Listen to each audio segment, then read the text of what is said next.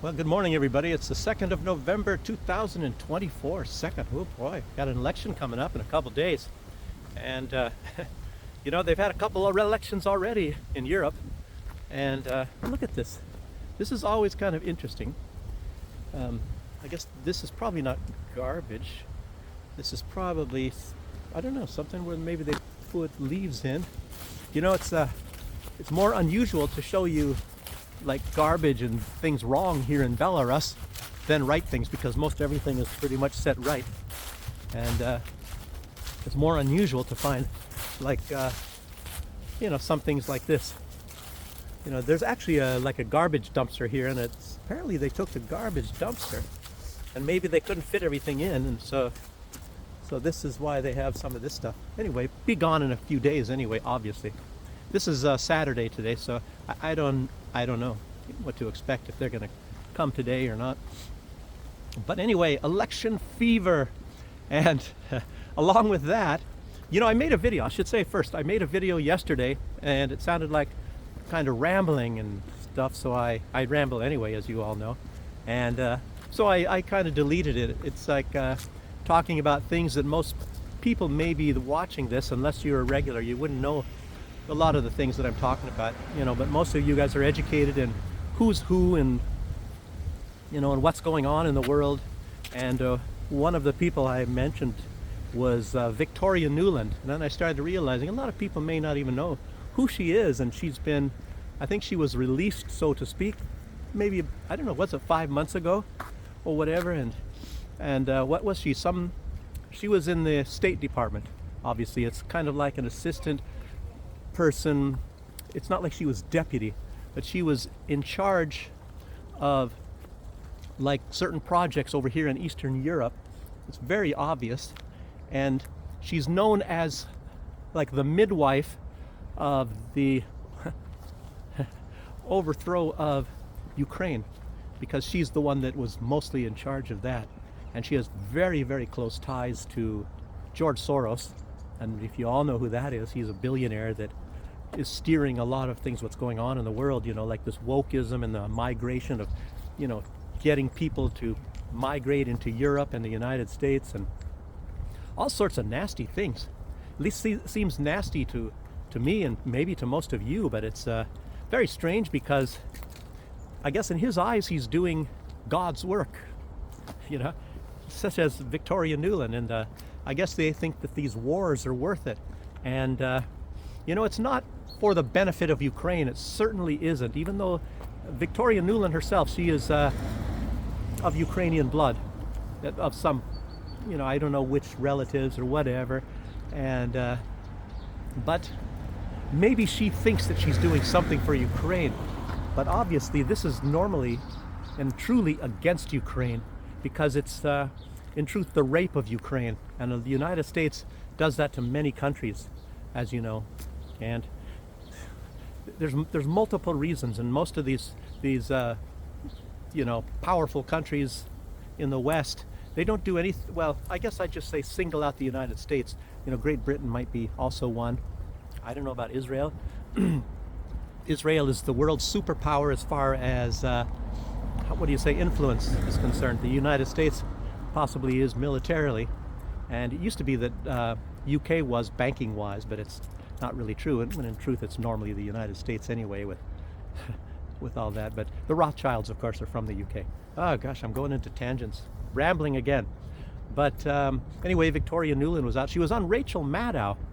And for those of you that maybe don't remember or don't know who who Victoria Nuland is, she is the one that said F the EU, and she is the one who chose all the people originally after and she was definitely involved in it, and she's so much came out and admitted it, that, for example, that they put $4 billion financing the overthrow of the former government of Ukraine in order to put a U.S. puppet in. She's admitted that. She's admitted that a few times. And so she chose like the first leader, I guess it was, what was this, Yatsenyuk. And of course now, he was like a poor guy, like a middle class, and during those times. And now I heard he's a billionaire. So he's got a lot of money and he's living the really rich life in the United States, of course, where he got sanctuary. And, you know, what was it? Who's the other? Poroshenko. Poroshenko was already a rich guy, you know, the chocolate king. And then, of course, Zelensky came after. And Zelensky, he won on the mandate, you know, in the votes, that he was going to restore, again, equal relations with Russia. And he was against the war and all. And then, of course, when he got in, he changed. And, you know, he did actually sound pretty good originally. And then he got in, and it's like, then he adapted the Banderite, you know, Stefan Bandera, you know, who was a Nazi. And in truth, he was far, far beyond Adolf Hitler. Truth. He loved Adolf Hitler, by the way. And he was really into, you know, killing lots of sorts of people. And he did. You know, tens of thousands of Jews and even more Belarusians, you know, that people, it's not really mentioned, you know. A lot of Polish people were killed by Stefan Bandera. But anyway, you know, Zelensky has now adopted that same sort of ideology.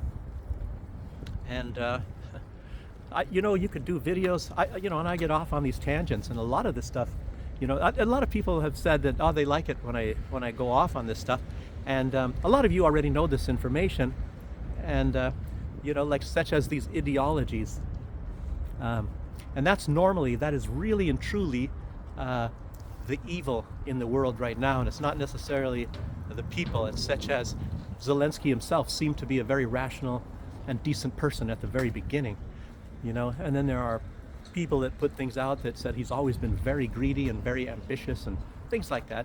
And it's very possible that maybe they threatened him or you know, who knows. And his payment for doing this is just a theory, and I'm not saying it's true.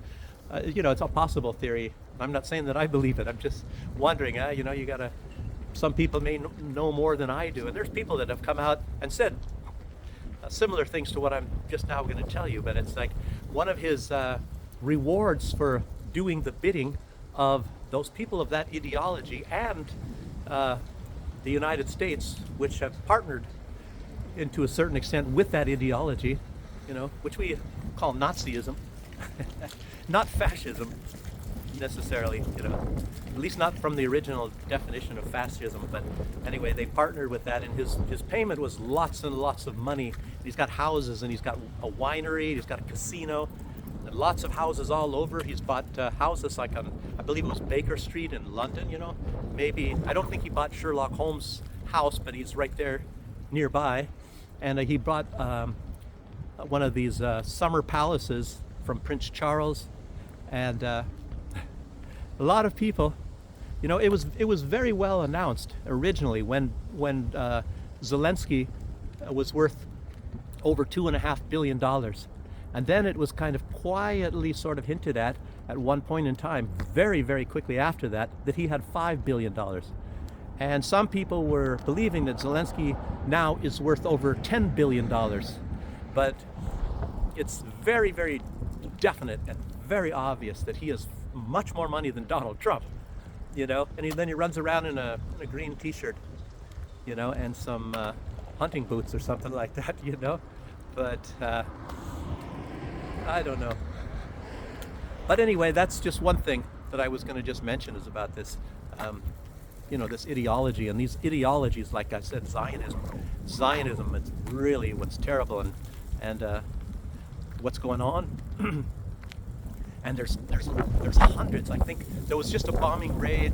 I believe it was last night, and the Israelis killed a lot of people, and I believe this was in Lebanon. So you never really know. A lot of time you hear of all of these massacres, bombings of people, and I think there's at least 50 children were killed.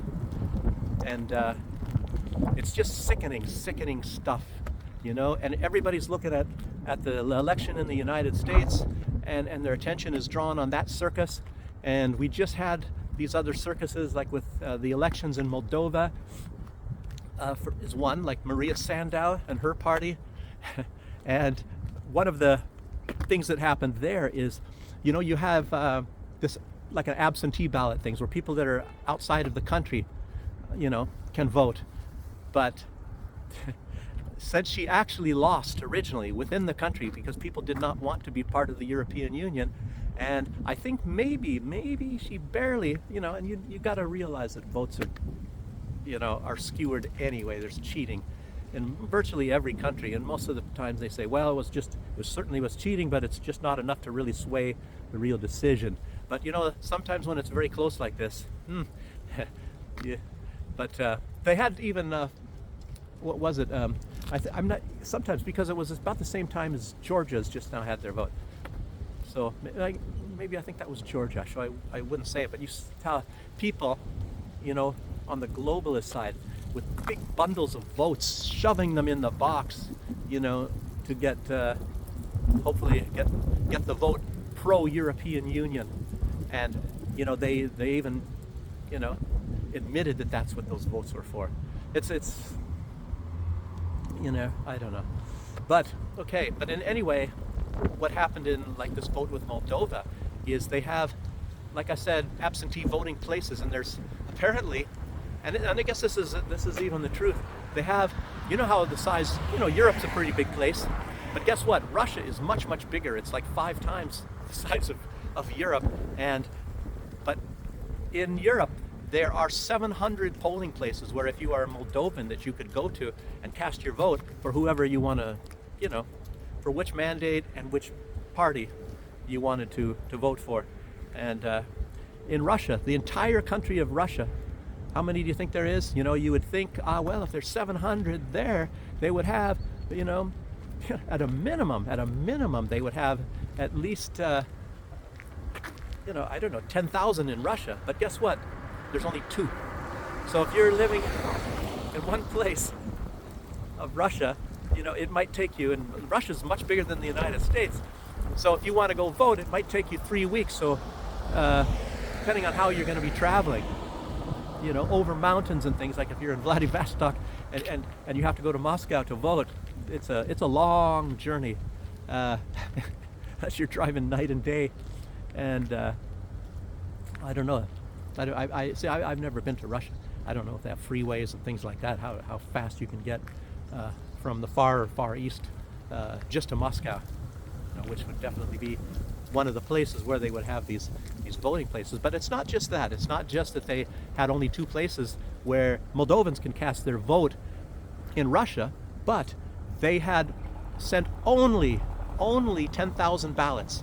So only 10,000 Moldovans could vote in Russia. And those places in Europe, they had unlimited amount of ballots. So and I believe the number was that they have over, if I'm not mistaken, I think it was over 500,000, so 500,000 Moldovans living in Russia at a minimum. Very, very striking. Oh, this is going to be a loud tractor here.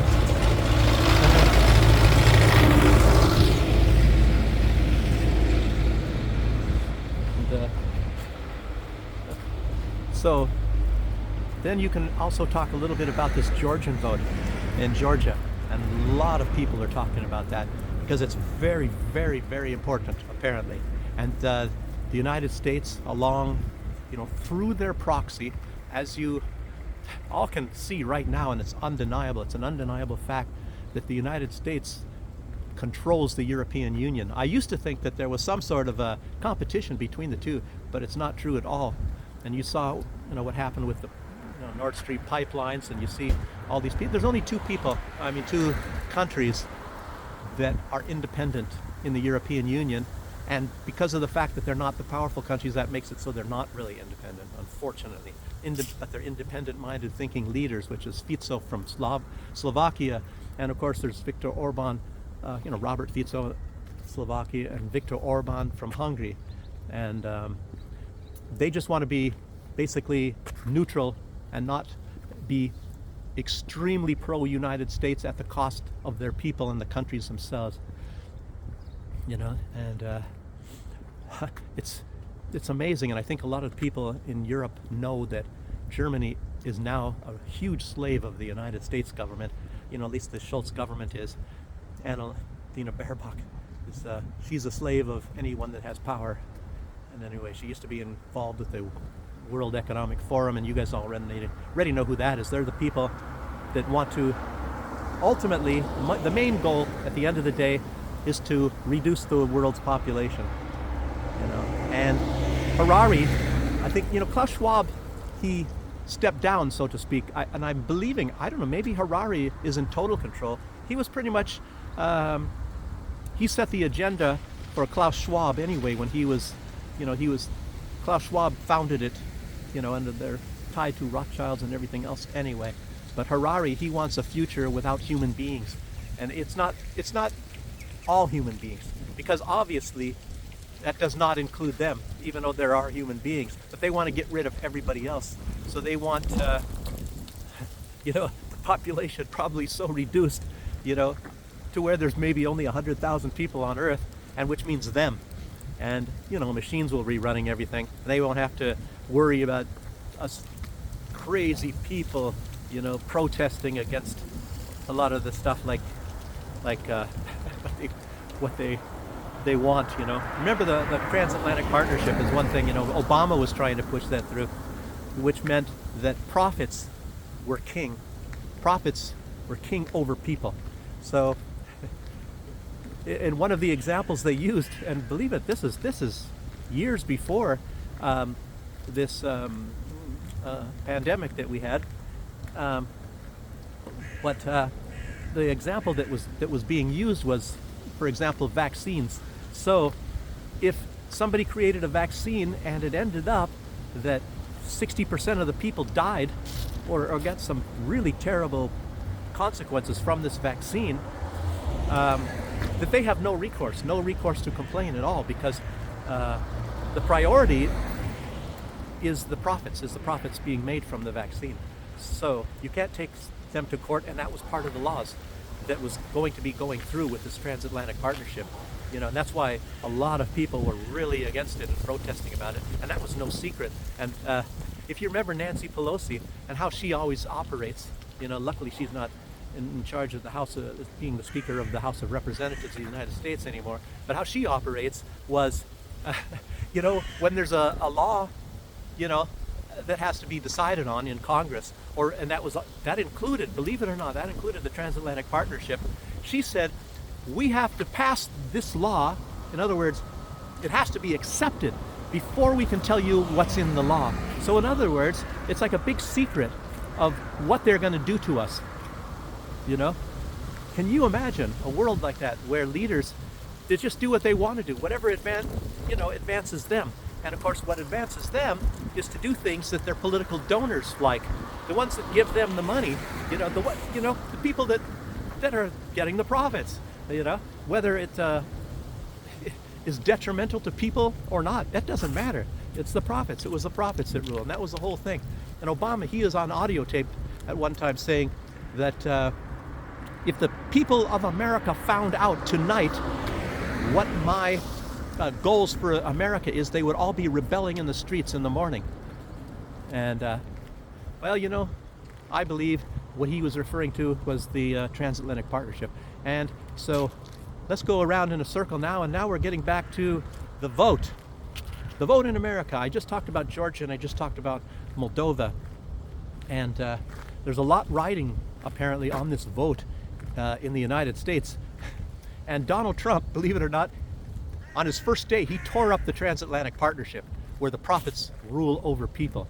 So, and that was something I said, man, that is fantastic. And I've always said there's a few things I don't like about Donald Trump. And Angie, she wrote something, and it's, it's always been in my head too, and I sort of, it's not like I strongly believe it, but I strongly suspect it. And why she wrote that was that she suspects it too. Is that a lot of the things that Donald Trump says, it does not necessarily mean that he is so, in some ways, cold-hearted.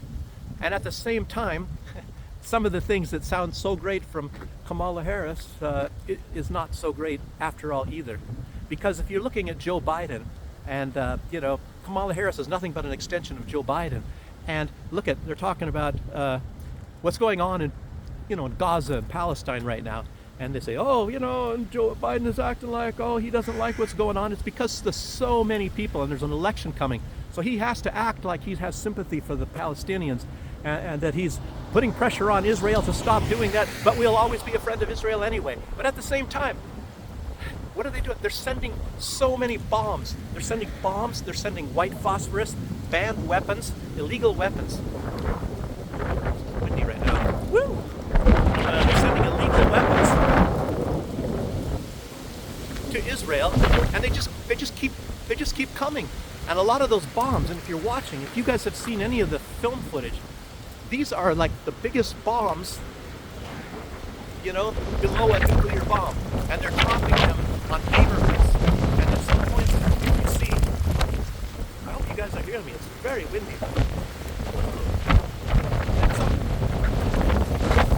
I'm going to try to duck behind over here and go to this, let me just duck in the grass here. Go through this, it's kind of an industrial type area over here. Very terrible looking. It looks like England today. I mean, it's some of the places on the streets of England, I should say, where people are actually walking in businesses, you know. But anyway, what was I getting at? Oh, I forgot what I was saying. Damn wind anyway. Oh yeah, about what's going on in Israel. It's like, wow. And these explosions are huge. And like I was just mentioning sort of the beginning of this video, and you guys maybe already know it, we're all watching these elections, and Israel, they've done this in the past, that when there's something else going on in the world, they use that as cover for some of the crimes that they do. And the crimes is what they're doing to humanity right now, you know, and dropping these bombs, and it's just horrific, you know. And they're killing, like I said, it was just they killed a lot of people. It was last night, and 50 of them were children. And then they had the other day, I believe it was like 109 people, and then a day after that it's 89. And I remember at some time, I think after a few months of the start of this operation war by Israel, they had one time bombed a hospital and killed some 80-some people, and that was like big news. But now it's just commonplace, and they're doing this like every single day and killing 80 and 100 people, and it's not really hardly making the news because everybody has become acclimatized to it, you know. It's just shocking. So anyway, back to the election part. You talk like Donald Trump, and that's one thing that bothers me about Donald Trump. And he says, he said at one time, you know, like when he was referring to the war with Russia and Ukraine. I call it a war. The Russians call it a special military operation. But anyway, he was said, oh, he wants to stop the killing, you know, and he doesn't talk so much about what about the killing there, you know, the killing in between, you know, mostly, you know, what's happening to the Palestinians. And of course a lot of people, you know, and of course it's politicians in America. And you have to, if you want to be in politics, I said this in a video, if you want to be in politics and try to get some kind of office in the United States, you have to be pro-Israel. Because if you are not pro-Israel, your chances are very, very minimal that you're going to make it. And even very good people, you know, are, you know, at least giving the perception. Politics is based on perception, as you know, but they're given the perception that they are pro-Israel. And, you know, and as I said, Joe Biden, since there's an election coming up, of course he wants his party to win. He's acting like he has sympathy for the Palestinian people, and he doesn't. You know, and it's just like all these other people in the United States. They don't have any sympathy for the Ukrainians either. You know, they want the money, they want the resources. At least Lindsey Graham, you know, senator from was it North Carolina? North Carolina? I don't know. I get the Carolinas mixed up. One's north, one's south. But anyway, he's acting like, we got to get those resources.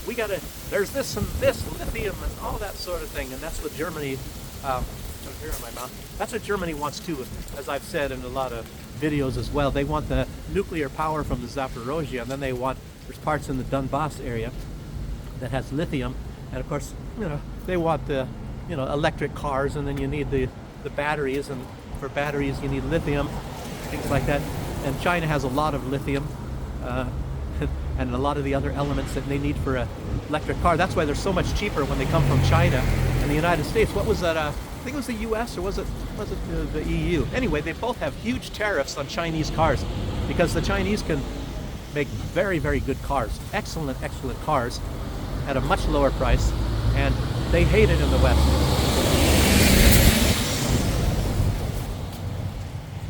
Okay, I'm still trying to talk about the election, but I'm just filling in some information around this sort of thing. And I told you I was in an industrial area, and another thing Donald Trump had said, and it's very true, and of course you can express this in a different way, like I'm going to right now, is why there's so much animosity now in these elections. And a lot of this is because of the decline of the United States. And Donald Trump was just saying that they're in great decline, and they are in great decline, the United States. I remember back in the days in the 80s when the dollar was so high, and the United States outproduced virtually everybody in the world. Now that's not even true at all. And China, the power is definitely going to China. And Donald Trump also said, I think it was some interview, I'm not sure who was giving the interview, I think it was Tucker Carlson, and he said the worst nightmare for the United States is Russia and China coming together, and he's absolutely right on that. So, and Joe Biden, it's like he did everything possible to make that happen. He said Trump is saying how stupid these people are. And it's absolutely true. Donald Trump did some not so good things either, in foreign policy. I'll tell you what, as much as I don't like Obama, and part of his foreign policy was a lot of wars, he was, not only the bankers' president, because all his top donors were the banks, and lots and lots of money. Like Kamala Harris getting a lot of that money right now too. They get, the Democrats get, depending on the estimates you're reading, I think it was Charles Ortella, who is a Wall Street analyst, he was saying that a little over double, Kamala Harris is getting a little bit over double what Donald Trump is getting from these rich billionaire donors. And some people, they're estimating that that Kamala Harris is getting triple, And then there's a lot of hidden money that you never hear about. For example, what was it, Bill Gates? Yes, Jeff Bezos and Bill Gates, they have these secret NGOs where they're putting this money that goes to Kamala Harris, but they're apparently not connected to them. But a lot of things were leaking, and they found out that, yes, indeed, it came from them. So, I hope this information is interesting to you guys, and I hope I'm not, getting too whacked out, which I sometimes do. It sounds like it's like disjointed conversation. But yes, this election in the United States, and what's going to happen, apparently, if you're looking at Georgia, for example, it's not over yet in Georgia. The one who actually leads the opposition in Georgia, and they had this vote, what is it, a week ago? I don't know. And yet it's because of the United States, and they want a second front against Russia. They want Ukraine on the one side, and they want Georgia on the south side, to where Russia is so occupied, and losing money, and then they can get their, what the United States and the NATO and all that, what they want is a strategic defeat of Russia. And of course, part of that is to destroy their economy. And the way to do that is to have a certain country, any country, involved in a lot of wars, because wars are expensive. So the United States really wants Georgia. They really want Georgia. They've wanted it before, like in 2008 when they first invaded Georgia. Putin, I believe at that time, what was he, like the prime minister, I think? And Medvedev was actually the president at that time. But Putin was in China meeting George Bush, and that's when it was the United States. But Saakashvili, who was the leader of Georgia at that time, and as a matter of fact, you can almost call him American. He went to Yale University. He's an American puppet leader, obviously, and they overthrew the government to put him in anyway. So anyway, but they killed the Russian peacekeepers and then invaded South Ossetia, and they were machine gunning through the windows. And when the people went into the basement to hide, they would throw bombs in the basement. And don't believe me, that was actually on Fox News. There was a American and her daughter that were in Georgia at the time, South Ossetia, and they said they would not go on Fox News unless it was live. And then it was live, and then of course the reporters, they really didn't like that, and they censored a lot of the stuff out. But they were talking about what was going on, and the Georgian, not the peacekeepers are the one, Georgian peacekeepers. There was a disputed area, so the Georgian peacekeepers killed the Russian peacekeepers, and then the military was sent in, and like I said, they were trying to take it over militarily, and they were getting close. 3,000 people were killed before the Russians came, and it took them like 3 days to actually get in. And they realized at that time their military was not what it really should be.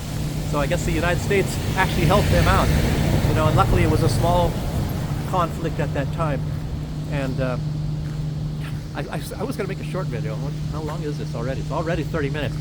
Okay, but anyway, it's a Saakashvili.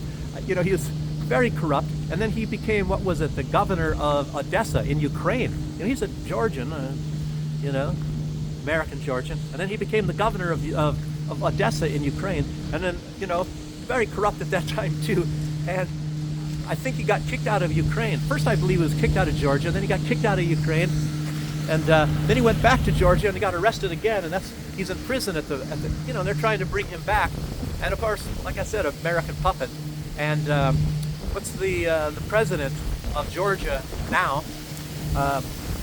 which is it's not in charge of the government, so she might be the president, and I don't know, I don't, her name is something like Sour Bitchy.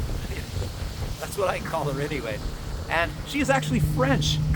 She's really not Georgian. She's actually French, and she used to work in the French government. And here she is, the president of Georgia. Any other country, you can't do that. You cannot have such a high office unless you were actually born in the country, and all that. But she,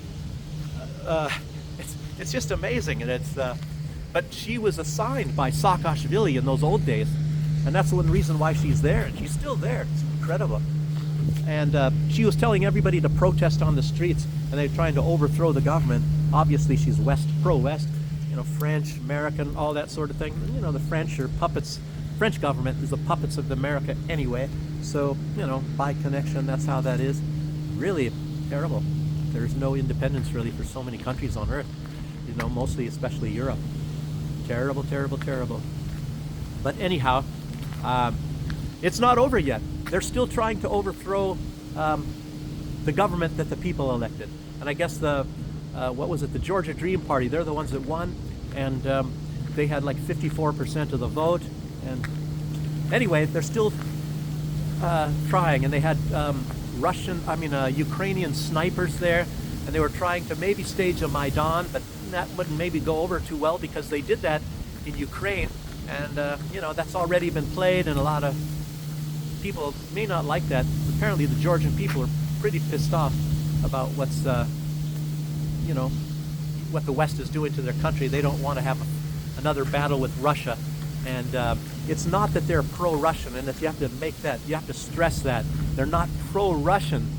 It's just that they are not anti-Russian, and the whole project of the United States and NATO and all of these, I guess you'd call them the globalists, is to turn countries into anti-Russians, to be hating Russia. And it was very successful in Ukraine, obviously, because they had this Banderite ideology in the past, and that was up and about in the 1950s even. And there's a interesting history there too. The United States, I think they did not really back Bandera in those days, right after World War II.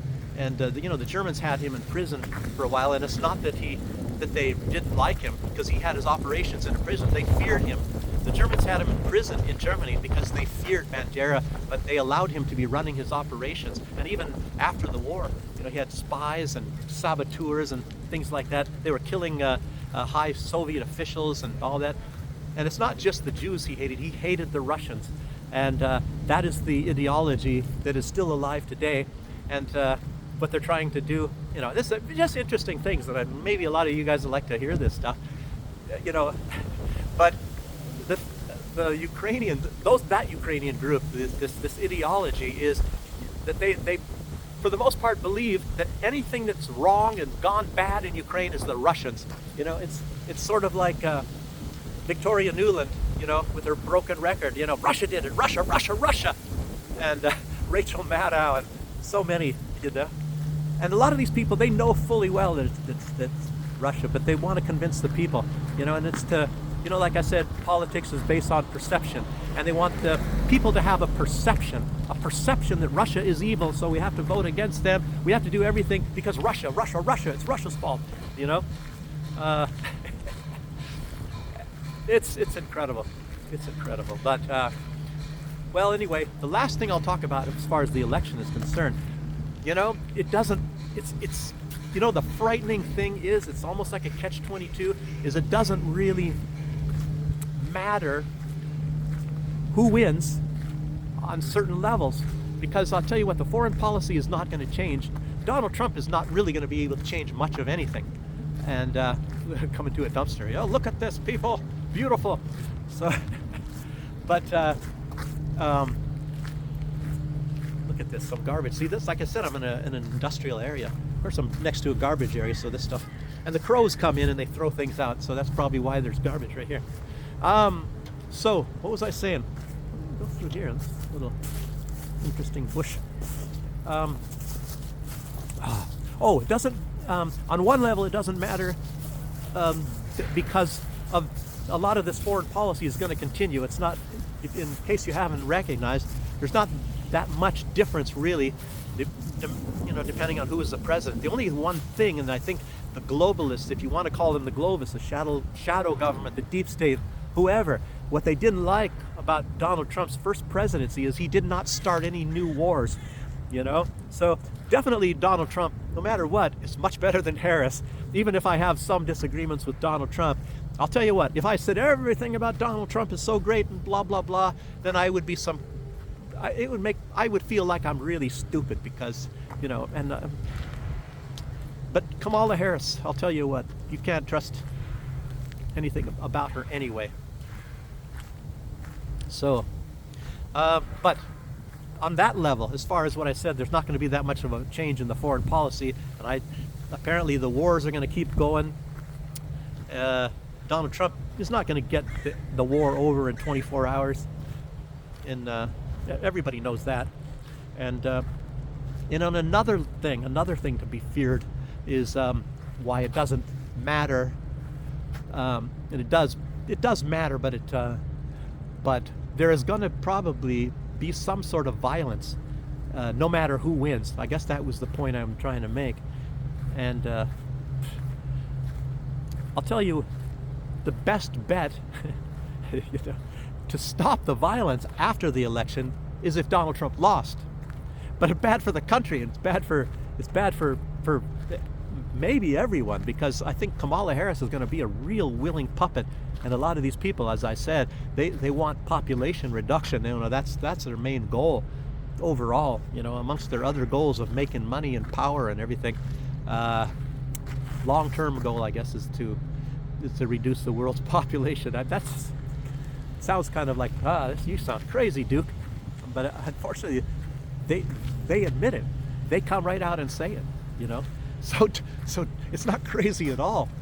And but I'll tell you, if the Democrats lose, it's just like when you saw some of these like Black Lives Matter things and all that, and you compare that to, what is it, the January 6th, when they said Donald Trump was trying to overthrow the government, which is BS.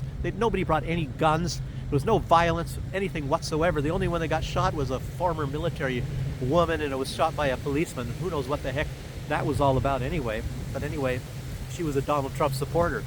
And yeah, the police let them in. Obviously, there's something very strange going on there. And I think Tucker Carlson, you know, he did something on that. He was talking about, you know, what really happened on that sort of a deal. But, you know, but I'll tell you, you know, like I said, you know, I think the Democrats have said mostly peaceful. But the January 6th was violent, and the mostly peaceful protests, that the Democrats were staging. Hundreds of people got killed in the United States. As a matter of fact, they don't even release how many people got killed in some of their protests. When they were burning businesses and things like that. I mean, some really horrific things.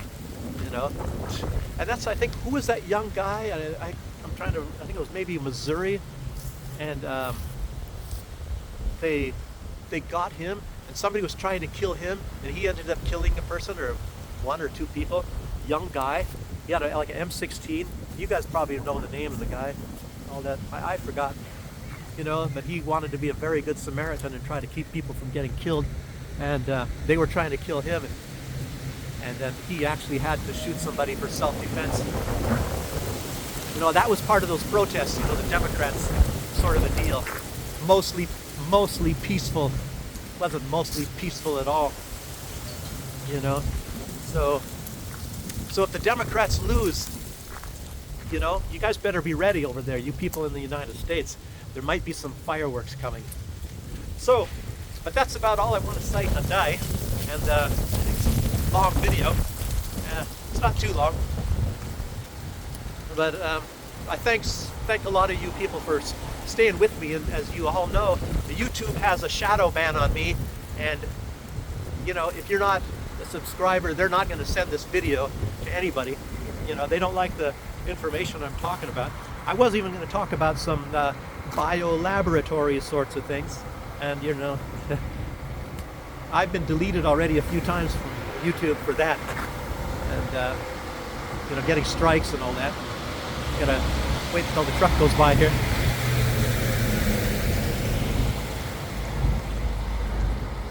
So, like I said, in spite of getting shadow banned and all that, I'm glad that a lot of you guys stuck with me.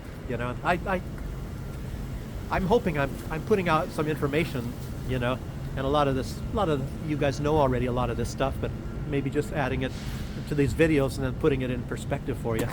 And yeah, like I said, I'm thankful for you guys for watching this, subscribers, and yeah, and thanks again, and I'll see you on the next one. Okay, bye-bye.